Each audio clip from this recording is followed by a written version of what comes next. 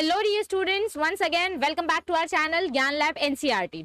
सो आज मैं आपके लिए लेकर आई हूँ आपके क्लास 11th अपने एनसीईआरटी का जो क्लास 11th का चैप्टर है, that is mineral nutrition, chapter number 12। इसके कुछ प्रीवियस ईयर क्वेश्चंस के एमसीक्यूज। ये चैप्टर मैं इसलिए सॉल्व करा रही हूँ क्योंकि हमारा जो स्टेट बोर्ड का चैप्टर है, chapter number 6 plant growth and mineral nutrition, और चैप्टर नंबर 7 जिसमें हम प्लांट डेवलपमेंट के बारे में पढ़ते हैं, तो ये दोनों चैप्टर्स अपने कंप्लीट हो चुके हैं। सो सीईटी के चैप्टर 6 और चैप्टर 7 आपने प्रैक्टिस कर लिए हैं, इसीलिए नीट में भी हम उन्हीं टॉपिक के चैप्टर्स प्रैक्टिस कर लेते हैं ताकि आपका नीट का और आपका सीईटी का सिलेबस साथ साथ में चलते रहे और आपकी नीट की भी प्रैक्टिस अच्छे से हो जाए। इस चैप्टर के मैं 2 एमसीक्यूज लाने वाली हूँ, मतलब 2 पार्ट्स लाने वाली हूँ, पार्ट 1 और पार्ट 2, और दोनों पार्ट में कुछ अप्रोक्सीमेटली 20 एमसीक्यूज होंगे या 21 ऐसे कुछ। तो अच्छे से टाइमर लगा के, ये जो 20 सेकंड्स का टाइमर है, ये टाइमर लगा के सॉल्व करो। और अगर आपने टॉपिक सॉल्व नहीं किए हैं तो एक बार थ्योरी रीड करो ताकि आपके सारे के सारे क्वेश्चन सॉल्व हो जाए। तो let's start with our today's session. जल्दी जल्दी सबको आंसर देना है टाइमर के साथ, और फिर लास्ट में अपने मार्क्स कमेंट करके बताने हैं कि आपको कितने मार्क्स आए। ओके, अच्छा, उसके पहले हमारा मुंबई में जो ऑफलाइन कोचिंग क्लासेस है ज्ञान लैब ट्यूटोरियल, यहाँ पर 11th स्टैंडर्ड के एडमिशन स्टार्ट हो चुके हैं और बैच ऑलरेडी स्टार्ट हो चुकी है। सो एडमिशन जल्दी जल्दी फिल हो रहे हैं। इस नंबर पे आप हमें व्हाट्सएप कर सकते हैं अगर आप मुंबई में रहते हैं। जो बच्चे मुंबई के वडाला, सायन, दादर, माटुंगा रीजन में रहते हैं, सिर्फ उन बच्चों के लिए ये क्लास अवेलेबल है। बाकी जो नॉन मुंबईकर्स हैं उनके लिए ये क्लास अवेलेबल नहीं है या पॉसिबल नहीं है क्योंकि ये क्लास मुंबई में लोकेटेड है। सो आप इस नंबर पे व्हाट्सएप कर सकते हैं और अपने 11th स्टैंडर्ड का एडमिशन बुक कर सकते हैं। अगर आपके कोई भाई बहन या कोई भी आपके फ्रेंड्स या कोई भी होंगे तो उनके लिए आपको अगर कोई इंक्वायरी करनी है तो आप इस नंबर पे व्हाट्सएप कर सकते हैं। अगर आप इस नंबर पे कॉल करोगे तो आपको कोई आंसर नहीं मिलेगा क्योंकि हमारी टीम कॉल उठाती है, मैं या अजय सर कॉल नहीं उठाते हैं। सो आप इस नंबर पे व्हाट्सएप करो तो आपको रिप्लाई मिलेगा, अदरवाइज कॉल करोगे तो आपका टाइम वेस्ट हो जाएगा।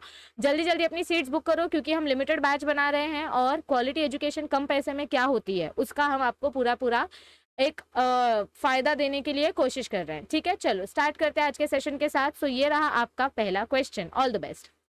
ओके, तो which is essential for the growth of root tip? कौन सा पर्टिकुलर मिनरल इसमें से रूट टिप की ग्रोथ के लिए असेंशियल होता है? जिंक, कैल्शियम, फेरस यानी आयरन, या मैंगनीज? देखो, हमने पढ़ा है माइक्रोन्यूट्रिएंट्स एंड मैक्रोन्यूट्रिएंट्स के बारे में। तो इनमें से कुछ कंपोनेंट मैक्रोन्यूट्रिएंट्स हैं, कुछ कंपोनेंट माइक्रोन्यूट्रिएंट्स हैं। इसमें से रूट टिप की ग्रोथ के लिए कौन सा कंपोनेंट इंपॉर्टेंट है? Calcium. C, because in plants the potassium and calcium are required in abundant quantities in buds, in tissues, in leaves and etc. Specially जो कैल्शियम होता है, ये कैल्शियम क्या करता है? आपका पोटेशियम जो होता है, it is involve in protein synthesis and opening and closing of stomata, but calcium is required by meristematic and differentiating tissues. हमारा जो रूट टिप है ये कंटिन्यू डिवाइड होते रहता है। So calcium is required by the root tip for its development and growth. Next question. Okay, so the oxygen evolved during photosynthesis comes from water molecules. Photosynthesis के process में जो oxygen का evolution होता है वो water molecule से split होकर निकलता है। Which one of the following pair of element is involved in this reaction? So कौन सा particular element involved है इस photosynthesis के reaction में?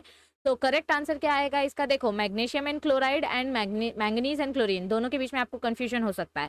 The correct answer is manganese and chlorine. और इसका सोल्यूशन कैसे दिया है आपको, ये देखो, ये आपका वाटर मॉलिक्यूल है और वाटर मॉलिक्यूल स्प्लिट हो रहा है तो आपका ऑक्सीजन इवॉल्व हो रहा है। और ये किसके प्रेजेंस में हो रहा है? मैंगनीज और क्लोरीन के प्रेजेंस में हो रहा है। सो ये रिएक्शन से ही आपको आपका पूरा आंसर मिल जाएगा। आप एक्सप्लेनेशन के लिए ये थ्योरी भी पढ़ सकते हैं, बट शॉर्ट में इधर एक्सप्लेनेशन आपको दिया गया है कि वाटर मॉलिक्यूल जब स्प्लिट होता है तो मैंगनीज और क्लोरीन के एक्शन की वजह से हमारा ऑक्सीजन इवॉल्व होता है। Okay, next question. ये आपके नीट 2015 का क्वेश्चन था। ड्यूरिंग बायोलॉजिकल नाइट्रोजन फिक्सेशन, जब हम बायोलॉजिकल नाइट्रोजन फिक्सेशन करते हैं, यानी कि हम किसी ना किसी बायोलॉजिकल एजेंट यानी माइक्रो ऑर्गेनिज्म या एंजाइम का यूज लेते हैं, तो inactivation of nitrogenase by oxygen poisoning is prevented by. देखो, अगर नाइट्रोजनेज एंजाइम इनएक्टिवेट हो गया तो आपका बायोलॉजिकल नाइट्रोजन फिक्सेशन नहीं होगा क्योंकि नाइट्रोजन का कन्वर्जन नहीं होगा। सो नाइट्रोजनेज एंजाइम इनएक्टिवेट ना हो, ये हम किसकी मदद से सक्सेसफुल करते हैं? लेग हीमोग्लोबिन की मदद से। बिकॉज लेग हीमोग्लोबिन क्या करता है? ये आपके रूट नोड्यूल्स में प्रेजेंट होता है और ये it acts as oxygen scavenger and prevents the inactivation of nitrogenase enzyme by oxygen poisoning। यानी कि ये जितने भी एक्स्ट्रा ऑक्सीजन है उसको स्कैवेंज कर लेता है, उसको पकड़ लेता है लेग हीमोग्लोबिन, ताकि ये ऑक्सीजन जाके नाइट्रोजन के साथ इंटरफेयर ना करे और एंजाइम को इनएक्टिवेट ना करे। So option number C is the right answer. ये भी आपके 2015 का क्वेश्चन है। Next question. Minerals known to be required in large amounts for plant growth include। यानी कि मैक्रोन्यूट्रिएंट्स की बात हो रही है। कौन से न्यूट्रिएंट्स ऐसे हैं, कौन से मिनरल्स ऐसे हैं जो बहुत ज़्यादा क्वांटिटी में यूज़ होते हैं प्लांट की ग्रोथ के लिए? देखो, सेलेनियम बहुत ज़्यादा क्वांटिटी में यूज़ नहीं होता है, ठीक है। फिर उसके बाद अगर हम बात करें कॉपर, तो क्या ये बहुत ज़्यादा क्वांटिटी में यूज़ होता है? नो। हमारा जो फॉस्फोरस, पोटेशियम, सल्फर है, ये बहुत ज़्यादा क्वांटिटी में यूज़ होता है। ये देखो, मैक्रोन्यूट्रिएंट्स का आपको ये कंटेंट याद रखना है। कार्बन, हाइड्रोजन, ऑक्सीजन तो कॉमन है, नाइट्रोजन बहुत कॉमन है क्योंकि अमीनो एसिड्स और नाइट्रिफिकेशन के लिए ये इन्वॉल्व होता है। बाकी बचा आपका फॉस्फोरस, सल्फर, पोटेशियम, तो पीपी वाले एलिमेंट्स आ जाएंगे इधर पे, और कैल्शियम एंड मैग्नीशियम। कॉपर ये आपका माइक्रोन्यूट्रिएंट है, जिंक ये आपका माइक्रोन्यूट्रिएंट है, आयरन आपका माइक्रोन्यूट्रिएंट है, और ये दोनों भी आपके माइक्रोन्यूट्रिएंट्स है। सिर्फ ऑप्शन सी के सारे माइक्रोन्यूट्रिएंट्स इन्वॉल्व है। Next question, deficiency symptoms of nitrogen and potassium are first visible in which part of the plant? अगर किसी भी प्लांट में हम ये दो पर्टिकुलर मिनरल्स कम क्वांटिटी में प्रोवाइड कर रहे हैं, जैसे नाइट्रोजन की कमी है और पोटेशियम की कमी है, तो सबसे पहले ये कहाँ दिख कर आते हैं? क्योंकि नाइट्रोजन और पोटेशियम कौन सा पार्ट यूज करते हैं? लीव्स। देखो, पोटेशियम की वजह से आपका जो स्टोमाटा है वो ओपन होता है और क्लोज होता है, तो अगर पोटेशियम की कमी हो गई तो आपके लीव्स जो है वो क्या हो जाएंगे? एजिंग करना स्टार्ट कर देंगे, यानी कि वो लीव्स ड्राई होना स्टार्ट हो जाएंगे। So the deficiency symptoms of nitrogen and potassium and magnesium, ये सबसे पहले हमको कहाँ पर देखने को मिलते हैं? सेनेसेंट लीव्स में, यानी कि ओल्ड लीव्स में। Yes. Next question, the first stable product of fixation of atmospheric nitrogen in leguminous plant is? सबसे पहला स्टेबल कंपाउंड कौन सा है? जब आप नाइट्रोजन फिक्सेशन करते हो तो सबसे पहला स्टेबल कंपाउंड कौन सा बनता है? ये नीट 2013 का क्वेश्चन है। अमोनिया, ग्लूटामेट, नाइट्रेट या नाइट्राइट, कौन सा कंपाउंड बनेगा इधर पे? चलो मैं आपको आंसर बता देती हूँ, अमोनिया। द एंजाइम, ये जो अपना एंजाइम है ये क्या करता है? ये मोलिब्डेनम और iron protein and it catalyzes the conversion of atmospheric nitrogen to ammonia which is the first stable product of nitrogen fixation. सबसे पहले आपका अमोनिया बनता है, उसके बाद आपका जो भी नाइट्रोजन के कंपोनेंट्स हैं, डेरिवेटिव्स हैं, वो बनता है, nitrate, nitrite, glutamate, etcetera etcetera. Okay, so answer ये देखो, ये आपके टेक्स्ट बुक का ही स्टेटमेंट है, तो correct answer is option D. Next question, specialized cells for fixation for fixing atmospheric nitrogen in Nostoc are? आपने पढ़ा होगा नॉस्टॉक एंड एनाबीना। नॉस्टॉक के पास कौन से ऐसे स्पेशल सेल होते हैं जिसके अंदर हम नाइट्रोजन फिक्सेशन करते हैं? मतलब समझो ऐसे हमको सेल्स देखने मिलते हैं और यहाँ पे ऐसे कैविटी जैसा आ जाता है, फिर ये चेन होती है स्पोर्स की, फिर यहाँ पे कैविटी जैसी आ जाती है, तो यहाँ पे आपको नाइट्रोजन का फिक्सेशन होता हुआ दिखाई देता है। तो ये कौन से पर्टिकुलर कैविटीज होती हैं? ये सैक लाइक स्ट्रक्चर जो होते हैं इनको हम बोलते हैं हेट्रोसिस्ट। ये हेट्रोसिस्ट के अंदर हमको क्या देखने को मिलता है? नाइट्रोजन का फिक्सेशन होता हुआ दिखाई देता है। Next question, Which of the following element is a constituent of biotin? Yes, बताओ मुझे, बायोटीन में कौन सा पर्टिकुलर एलिमेंट इन्वॉल्व होता है? Magnesium, calcium, phosphorus, sulphur. ये आपके कर्नाटका के एंट्रेंस एग्जाम में पूछा गया है। यस, हमने बहुत सारे मेकअप प्रोडक्ट्स पढ़े हैं आजकल, हर एक मेकअप प्रोडक्ट में बायोटीन प्रेजेंट होता है, जिसकी वजह से स्किन रेजुविनेट हो जाती है, फ्रेश हो जाती है, यानी फ्रेशनेस हार्मोन है।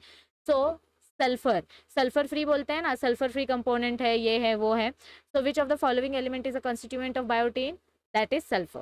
Okay, so it is present, it is the main constituent of several coenzymes and vitamins. ये बहुत इंपॉर्टेंट विटामिन है बायोटीन, जिसमें आपका सल्फर प्रेजेंट होता है, जिसके वजह से बॉडी में प्लांट्स में और अलग अलग ऑर्गेनिजम्स में फोटोसिंथेसिस प्रोसेस कंप्लीट होता है। Next question, which two distinct microbial process, microbial process बोला है मतलब माइक्रो ऑर्गेनिजम्स यूज हो रहे हैं, are responsible for release of fixed nitrogen as dinitrogen gas?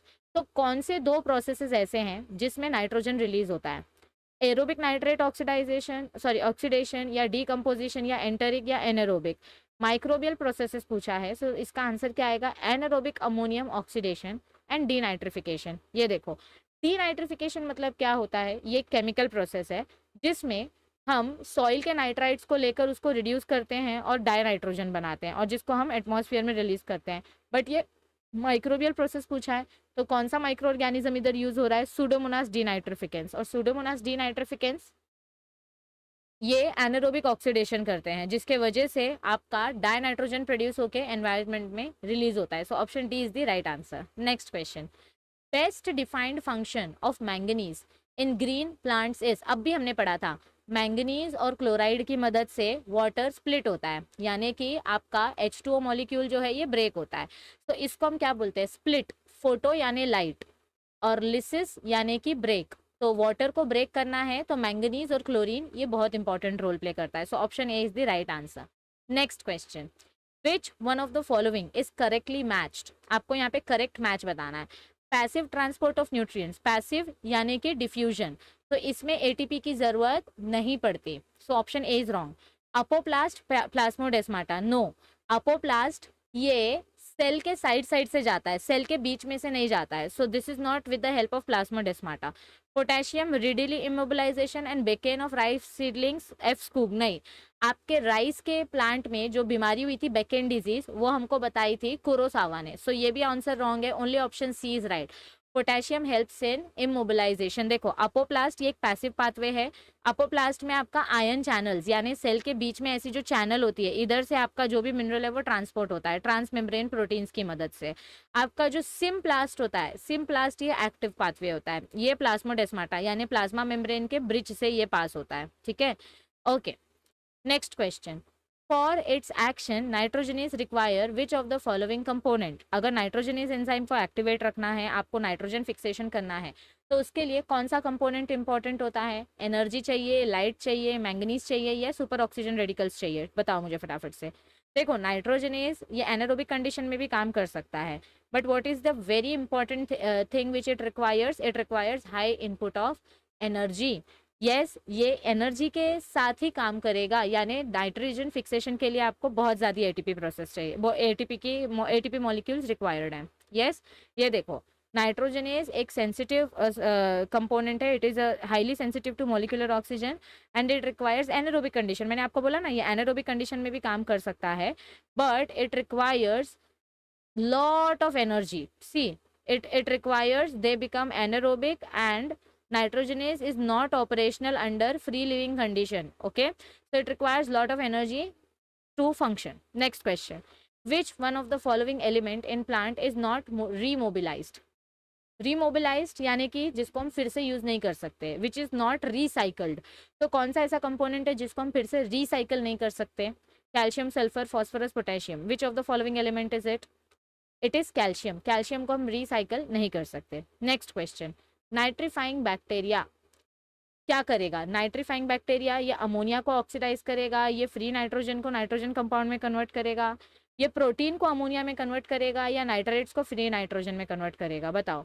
Nitrifying bacteria है तो ये क्या करेगा? कुछ कुछ हमने पढ़ा था, डीनाइट्रिफिकेशन यानी अमोनिया को कन्वर्ट करता है ये अलग अलग नाइट्रेट्स के फॉर्म में। यस एवरीबडी, सो नाइट्रीफाइंग बैक्टीरिया जैसे कि आपका नाइट्रोबैक्टर या नाइट्रोकोकस या नाइट्रोसोमोनास, तो ये क्या करते हैं? ये आपके अमोनिया को कन्वर्ट करते हैं। These nitrifying bacteria chemoautotrophs, they convert ammonia into derivatives of nitrates.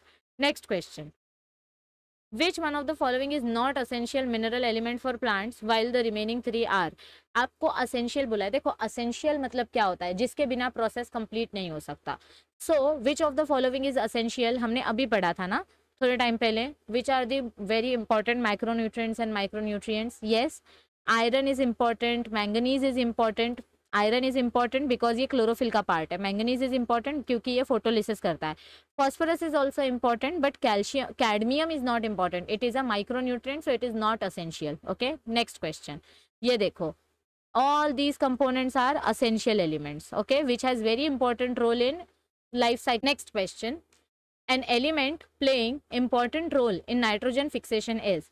कौन सा एलिमेंट नाइट्रोजन फिक्सेशन में इंपॉर्टेंट रोल प्ले करता है? मैक्रोन्यूट्रिएंट, जिधर जिधर इंपॉर्टेंट वर्ड आएगा, जिधर जिधर एसेंशियल वर्ड आएगा, ऑलवेज रिमेंबर हम मैक्रोन्यूट्रिएंट की बात कर रहे हैं।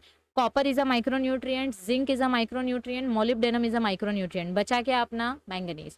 तो इसमें से राइट आंसर क्या आएगा? अच्छा सॉरी, इसका एक्सप्लेनेशन देखो, molybdenum is also micronutrient, this is correct, but आपको नाइट्रोजन फिक्सेशन बोला है, फोटोसिंथेसिस नहीं बोला है। ओके, सो मैंगनीज नहीं आएगा, मैंगनीज फोटोलिसिस में हेल्प करता है। So molybdenum is a micronutrient जो कम अमाउंट में चाहिए, it is a part of nitrate reductase enzyme which helps in nitrogen fixation. So option A is the right answer and C is not the right answer. Next question, Which one of the following is not a micronutrient? Okay, ये micronutrient है, boron micronutrient है, zinc micronutrient है, magnesium आपके chlorophyll का part है, तो क्या ये माइक्रोन्यूट्रिएंट हो सकता है? ये तो इतना इंपॉर्टेंट रोल प्ले कर रहा है फोटोसिंथेसिस में। So this is your NEET 2010 का question and the correct answer is B. Magnesium is not a micronutrient, it is a macronutrient. Okay, next question. Study the cycle shown below and select the option which gives correct words for all the 4 blanks A, B, C and D. Okay, अब ये आपके text book NCERT की text book का ही diagram है। इधर देखो क्या हो रहा है, आपका नाइट्रोजन, ये आपका एटमॉस्फेरिक नाइट्रोजन है और एटमॉस्फेरिक नाइट्रोजन को आप क्या कर रहे हो, नाइट्रेट में कन्वर्ट कर रहे हो। तो ए के पास क्या आएगा, फिर आप इसी नाइट्रेट को अपटेक कर रहे हो तो आपका सी आ रहा है इधर पे, बट उसके पहले आपने बायोमास डिकम्पोज किया और उसके बाद आपका बी प्रोडक्ट फॉर्म हो रहा है। तो ये देखो, जब आप बायोमास यानी कोई भी चीज सड़ती है तो उसमें से हमको अमोनिया मिलता है, तो उसको हम बोलते हैं अमोनोफिकेशन। ठीक है, ये देखो see decaying biomass is showing us ammonification. Okay, तो दिस इज योर बी, ये आपका बी वाला आंसर है अमोनोफिकेशन। ए वाला आंसर देखो, दिस इज डी नाइट्रिफिकेशन। आपका इधर पे क्या हो रहा है, डी नाइट्रिफिकेशन हो रहा है, यानी कि हम नाइट्रेट को डाइनाइट्रोजन में कन्वर्ट कर रहे हैं। सो this is D nitrification, option A. फिर लेबल नंबर सी देखो, यहाँ पे क्या हो रहा है, प्लांट का बायोमास हो रहा है, प्लांट इसको अपटेक कर रहा है। So this is by plants, और प्लांट से जो कचरा निकलता है वो एनिमल बायोमास के पास जाता है। तो ये आपके टेक्स्ट बुक का ही डायग्राम है जो आपको याद रखना है, तो ही आप इसका आंसर कर पाओगे। Next question, if by radiation all nitrogenase enzyme are inactivated, समझो हमने सारे नाइट्रोजनेज एंजाइम को इनएक्टिवेट कर दिया, तो क्या होगा, तो क्या नहीं होगा। नाइट्रोजनेज एंजाइम अगर इनएक्टिवेट हो गई तो fixation of nitrogen in legumes will not take place, ऐसा कुछ है, या fixation of atmospheric nitrogen will not takes place, या conversion from nitrate to nitrite will not take place, या conversion from ammonium to nitrate will not take place. तो the correct answer is option number A. अगर सारे के सारे nitrogenase enzyme deactivate हो गए तो आपका नाइट्रोजन इन लेग्यूम्स काम नहीं करेगा, क्योंकि नाइट्रोजनेज एंजाइम लेग्यूम के लिए यूज किया जाता है, लेग हीमोग्लोबिन के लिए। ओके, तो the process by which nitrogen is reduce to ammonia, इसको नाइट्रोजन फिक्सेशन बोलते हैं, and nitrogenase enzyme catalyses this reduction. लेकिन अगर नाइट्रोजनेज एंजाइम ही गायब हो गया तो आपका ये रिडक्शन प्रोसेस स्टॉप हो जाएगा। ओके, यस, सो ये थे आपके आज के क्वेश्चंस। जिन बच्चों ने करेक्ट आंसर किए हैं फटाफट से अपने मार्क्स कमेंट करके बताओ। बहुत जल्द आपको इस पर्टिकुलर चैप्टर का पार्ट 2 सेशन मिल जाएगा। अब धड़ाधड़ आपको वीडियोस मिलेंगी, क्योंकि एग्जाम के लिए टाइम कम है और पढ़ाई बहुत ज़्यादा है, प्रैक्टिस बहुत ज़्यादा करना है। तो जिन बच्चों का पढ़कर हो गया है उनके साथ इस वीडियो को शेयर करो ताकि उन तक ये प्रैक्टिस क्वेश्चन पहुँच सके। अगर अब तक आपने हमारे बफरिंग चैनल को सब्सक्राइब नहीं किया है तो लाइव बफरिंग चैनल को सब्सक्राइब कीजिए और एंटरटेनमेंट का फुल पैकेज पाइए। ये वीडियो ज़्यादा से ज़्यादा बच्चों के साथ शेयर कीजिए ताकि नीट 2022 के एस्पिरेंट्स प्रिपरेशन करना स्टार्ट कर सकें। चैनल पे न्यू हो तो चैनल को सब्सक्राइब करो, और वीडियो अच्छी लगे तो वीडियो को लाइक करो, पर शेयर ज़रूर करना, सबके साथ शेयर करना ताकि सारे स्टूडेंट्स, सारे एस्पिरेंट्स की प्रैक्टिस हो सके, और वो भी फ्री ऑफ कॉस्ट। तो thank you for watching this video, मिलते हैं नेक्स्ट टाइम, तब तक चैनल के साथ बने रहिए एंड सी यू सून।